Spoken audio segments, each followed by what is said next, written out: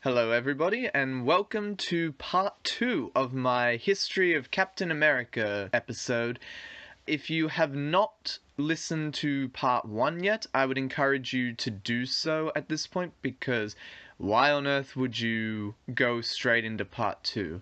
But in any case, we will continue off where we left off, which was Captain America dying. Enjoy! It was later discovered that while his body was killed, Roger's essence was locked into a fixed point in time and space. Roger's mind was being transported through time, forcing him to relive certain segments of his life, such as World War II and becoming Captain America as well, in various other scenes. Some changes were revealed to what was previously known. While reliving the Kree-Skrull War, he was able to ask the Vision to record a message about his time travel condition to Mr. Fantastic and the Wasp, at that point Henry Pym, in the future, which was duly relayed by the current Vision, Jonas. With this data, Richards concluded that Sharon was the key to bringing Steve out of time, although they were too late to stop Dr. Doom and Arnim Zola from doing just that. However, the Red Skull was now in control of Steve's body. Barnes and Rogers fought to drive the Red Skull from his body and succeeded in doing so. Rogers considered retirement from the role and allowed Barnes to continue operating as Captain America, thinking that there shouldn't be two formal active Captain Americas. Rogers visited the current US president who gave Captain America, not Steve Rogers specifically, a full pardon for his actions during the Civil War. Rogers explained that he didn't intend to resume wielding the shield, but would if asked. The president mentioned that this was fine, as he had another idea for Steve's services in the future.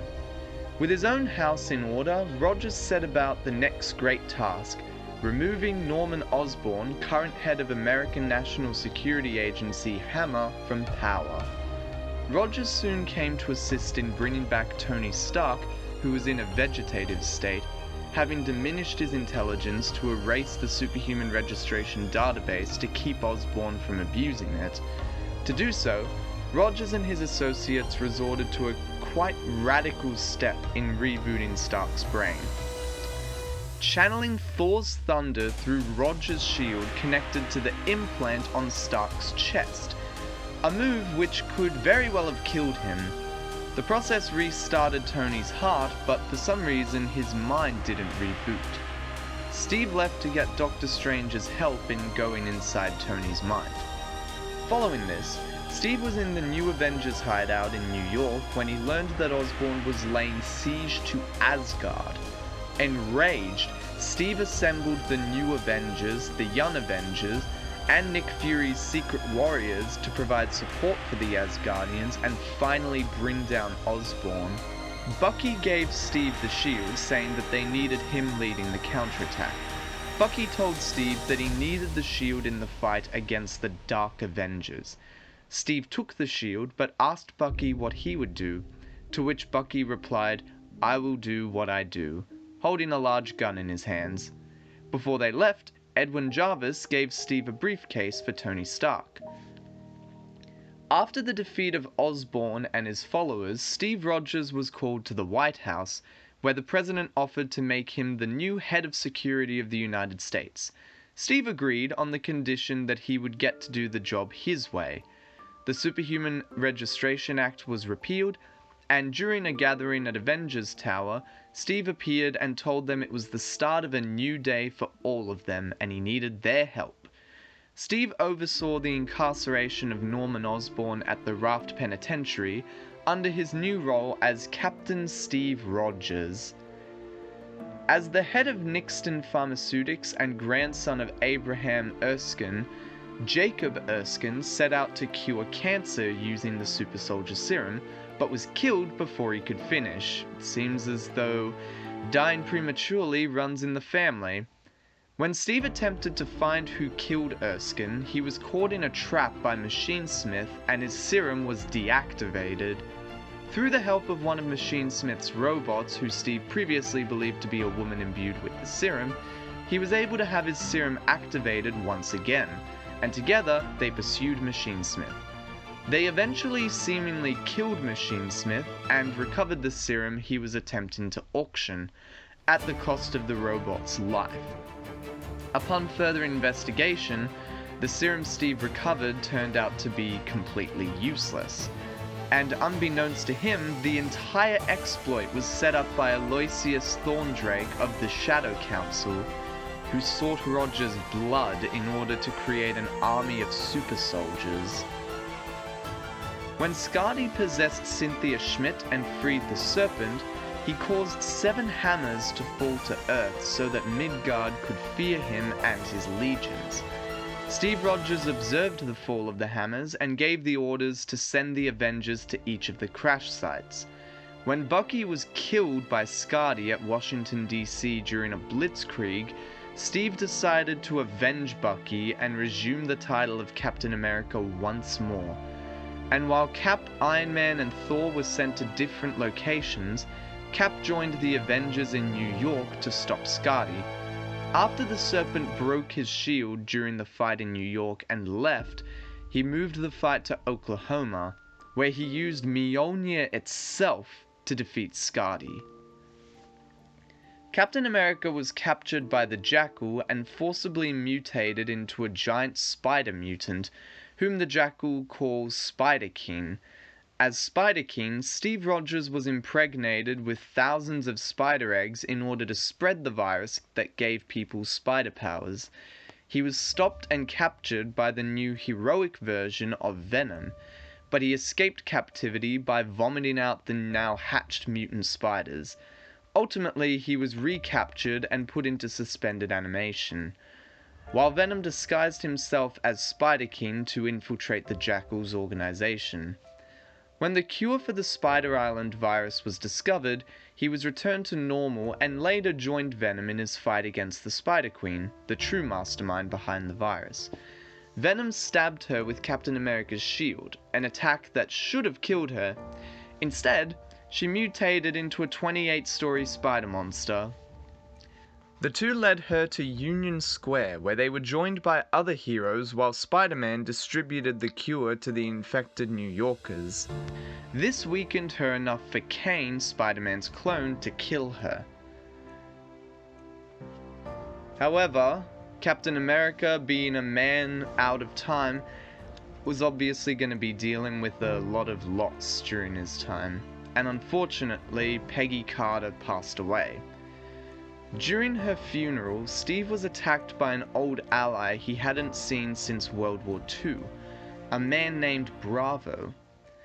This meant that Jimmy Jankovics woke up from a coma. In a secret sanatorium in Virginia, Rogers, Nick Fury, and Sharon Carter visited this man who's catatonic.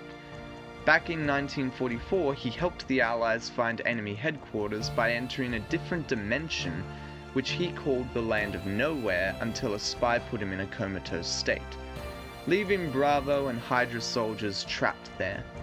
When Jimmy woke up, Bravo managed to return to this world. Later, Hydra agents kidnapped Jimmy, and it was revealed that codename Bravo was behind the attack at the same time he was allied with Baron Helmut Zemo to kill Captain America. Bravo manages to use Jimmy in a machine to open a portal to the Land of Nowhere and trap Captain America, until Sharon Carter, with the help of Fury and the Falcon, managed to find Jimmy, and he, with his last act of will, managed to get Bravo and Steve out of nowhere. Bravo was incarcerated by the Hydra Queen, who helped him, escaped to build a new Hydra along Baron Zemo. Later, Cap and his allies caught word that Hydra had been smuggling mad bombs across the city. Unfortunately, Cap was in no position to help, as he was suffering from a power decrease that returned him to his scrawny self. Fortunately, Iron Man was able to develop a cure to Steve's condition and construct a device that dispelled the mad bomb's effects. Afterwards, a new scourge had been attacking former villains that had entered witness protection. Cap finds Scourge, discovering that he was in fact Dennis Dunphy, Demolition Man. Hydra had brainwashed Dunphy into attacking former villains and leak witness protection information into the public. Cap tries to reason with Dunphy, but Dunphy's too unstable, and Sharon's forced to kill him. Eventually, Hydra initiates its endgame by brainwashing entire American populations through news broadcasts, causing civilians to rise up against the government. Cap directs an assault on Hydra's flying island, where he finally goes against Bravo and his queen. Hydra's plot is foiled, while Bravo is killed and the queen is left catatonic. Rogers, along with the rest of the Avengers, were tracking down and fighting the Lethal Legion after they escaped from prison. Unnoticed by the others, Falcon was shot down by Cable, a famous X-Man.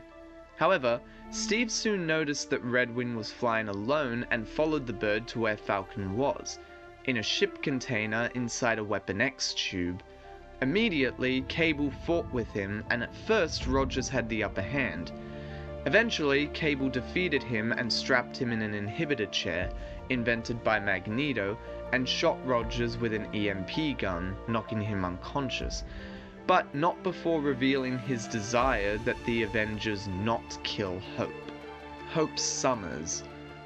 Eventually, Cable was brought down and Captain America was freed. As Cable was consumed by the techno-organic virus, Cyclops asked Captain America for permission to take Cable back to Utopia, which Captain America agreed to in exchange for the Avengers keeping all the weapons used against them. Sometime after the events with Cable, a Nova Corps member crashed on Earth and managed to stutter that it was coming before falling into a coma. Rogers and Iron Man later found out that the it was the Phoenix Force, and that it was coming to Earth. The heroes went to the White House to brief the president about this threat, but not before sending a team of Avengers to try to stall or stop the Phoenix Force. During the briefing at the White House, Iron Man suddenly picked up a mysterious new source of the Phoenix Force on Earth. Knowing what had previously happened, Captain America and Iron Man stopped by the Jean Grey School for Higher Learning to consult with Wolverine, whom replied that the X-Men believed its new host is Hope Summers. With this knowledge, Captain America went to Utopia in order to negotiate with Cyclops. He asked that Hope be turned over to him and Avengers for protective custody, and the first blow was struck. Cyclops blasted Captain America after refusing to hand over Hope. Cyclops refused to hand over Hope since he and the other mutants believed she was their messiah, and that the Phoenix Force would allow Hope to fully restore the mutant race, which was currently endangered. Cyclops then blasted Steve with an optic blast, causing Steve to give the order for the Avengers to invade Utopia. The Avengers seemingly defeated the mutants of Utopia, although Hope managed to flee. The surrender, however, turned out to be a ruse, and Cyclops teleported away from Utopia with several powerful mutants. The Avengers started searching for Hope, as well as the X-Men. After Wolverine helped Hope with her journey, he betrayed her and told Steve and the Avengers where she was.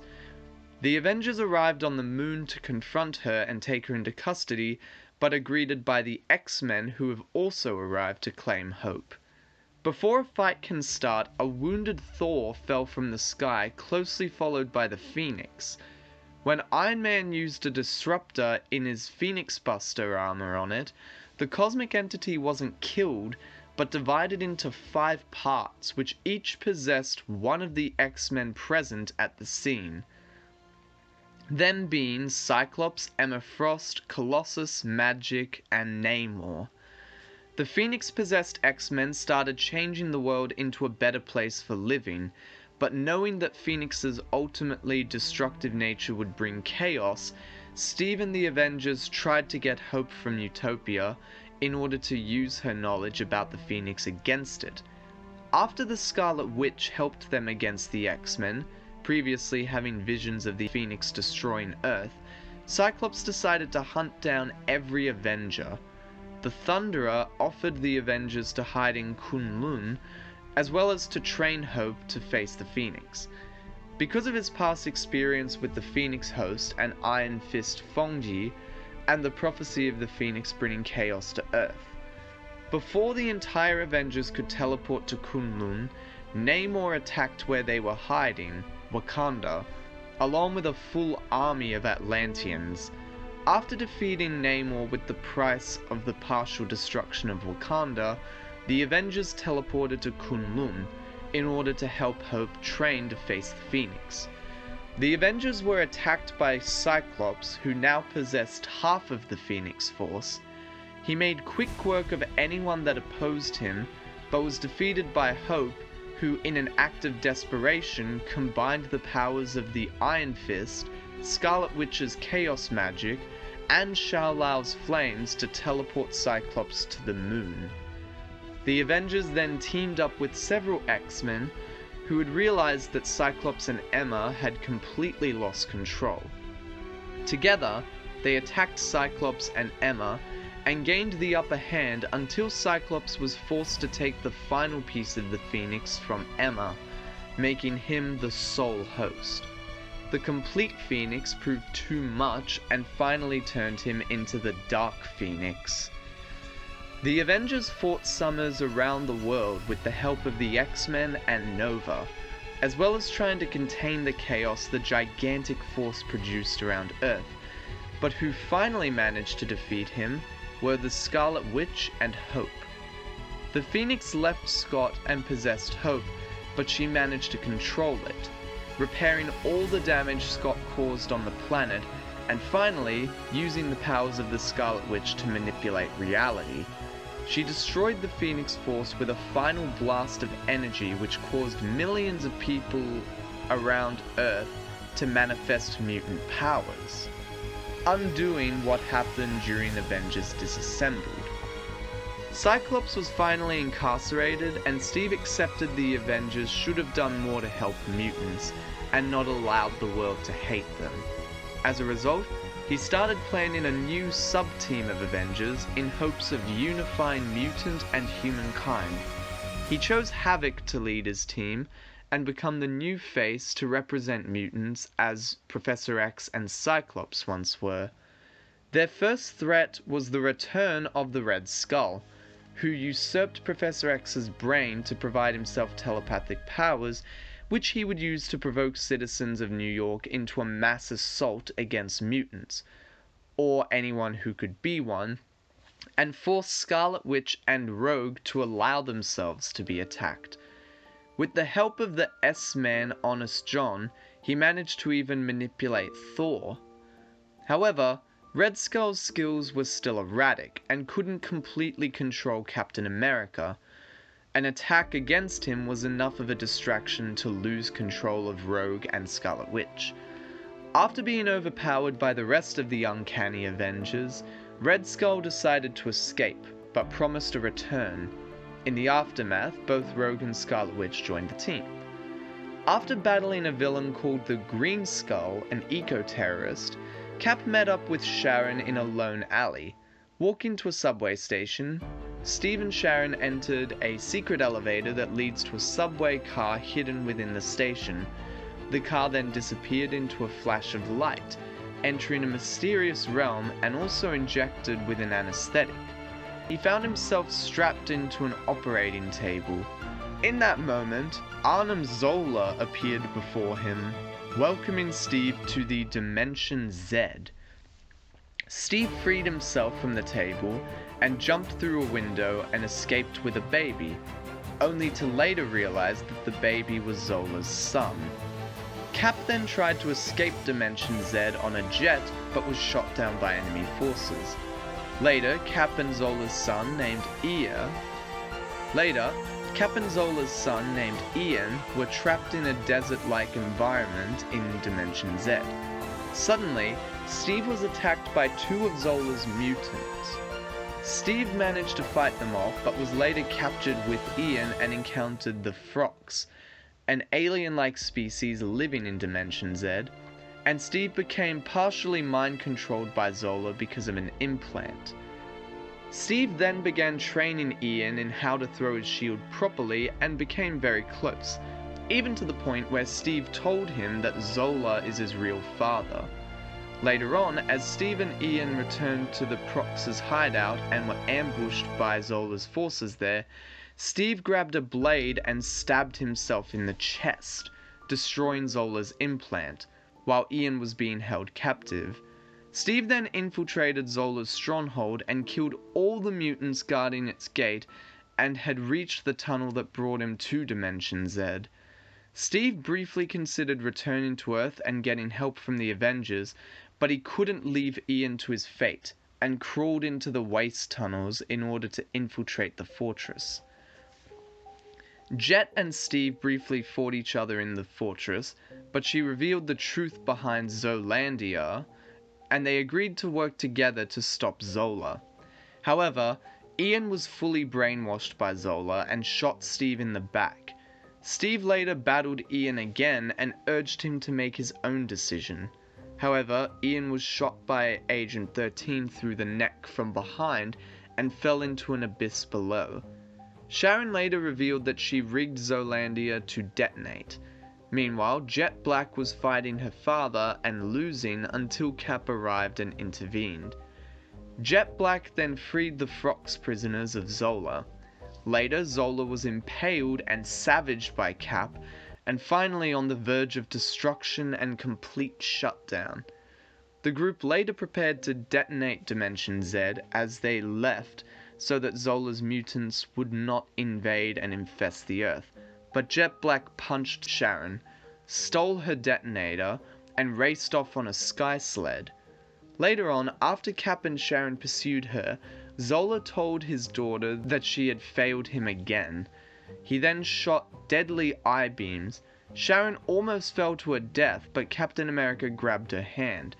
Sharon then told Steve that she had a plan that they can still detonate Dimension Z and return safely to Earth. She slipped from Cap's grasp, telling him that she loved him. Cap urged Jet to take their sky sled, but it was too late. Jet and Cap returned back to New York, and Steve later cried over his loss of Sharon. When Captain America was in battle with the Iron Nail, the super soldier serum within Steve's body was once again neutralized, which caused him to age rapidly to match his chronological age of over 90 years. Following an attack on New York from Arnim Zola, Steve decided to appoint Sam Wilson as his successor. Not long after that, various Avengers and X-Men were inverted into villains, and several villains inverted into heroism due to a miscast spell by the Scarlet Witch and Doctor Doom. Rogers not only coordinated the efforts of Spider-Man and the inverted villains, now called the Astonishing Avengers, but also donned his old armor to battle the inverted Sam, until the heroes and villains could be returned to normal with the aid of the White Skull, the inverted Red Skull. Months earlier, a new threat had appeared before the Illuminati, that of the Incursions, the collision of two universes' planets Earths, which ensured the destruction of at least one of those realities. After opposing the Illuminati's willingness to probably destroy whichever Earth would encounter theirs, Steve was subjected to a mind wipe which made him forget his affiliation with the Illuminati. Shortly before losing the effects of the serum, Steve was exposed to the explosion of the Watcher's eye, which revealed deep secrets related to them to those in its blast radius. Captain America remembered the mind wipe the Illuminati submitted him to, as well as their activities regarding the possible destruction of worlds, and confronted Iron Man about it. He decided that the Illuminati's actions shouldn't be tolerated and disposed the Avengers to hunt them down. After falling into a trap set by the Illuminati, Steve was convinced to put their differences aside and start working together on a solution to save the Earth. When the final incursion was finally about to happen, and with only a few minutes before the event, Steve confronted Tony to settle up. The ensuing fight between the two old friends led Steve to force Tony to admit that he had lied to him and all of their allies, when he had known about the incursions all along. But Tony also confessed that he wouldn't change anything of his course of action. The final incursion started, and Earth 1610, the Ultimate Universe's planet Earth, started approaching Earth 616, the mainstream universe's planet Earth, while Tony and Steve kept fighting. Earth 1610's shield launched an invasion to Earth 616, and both Tony and Steve were crushed by a helicarrier. The two Earths ultimately collided, destroying each of the universes. And then after that, we get the Secret Wars, which Steve wasn't involved in because he just got killed by a universe getting destroyed. And so that ends the story of Captain America.